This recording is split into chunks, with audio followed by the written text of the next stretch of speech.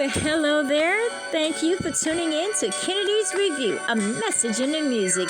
This is Kennedy Brown. And you know, I like to take this segment of the show and break it down to what I think really went on in a golden oldies. And the golden oldie I hear today are the Floaters and their one-hit wonder, Float On. But I can tell you one thing about these guys.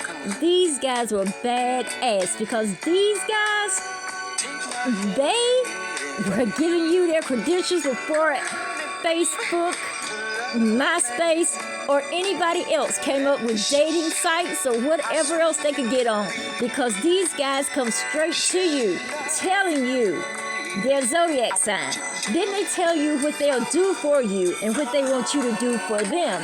Now, I guess they got by with their looks and their voices because, you know, like I said, there was no social media back then.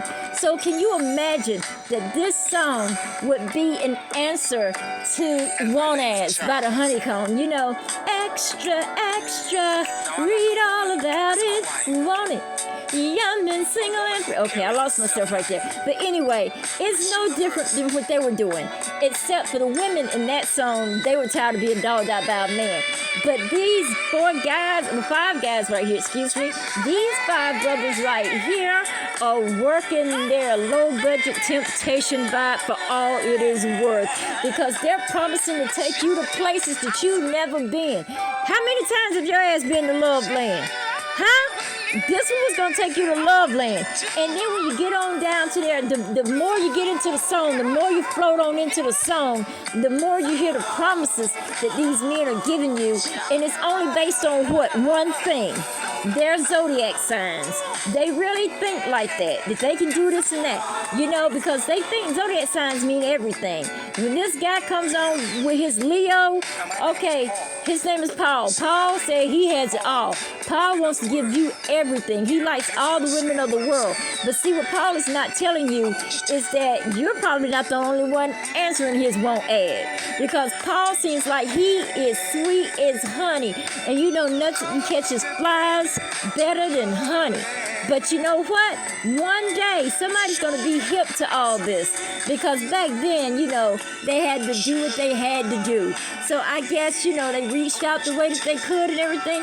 I wonder, though, did they ever just go farther than sitting here telling these women their credentials? Did they even meet anybody?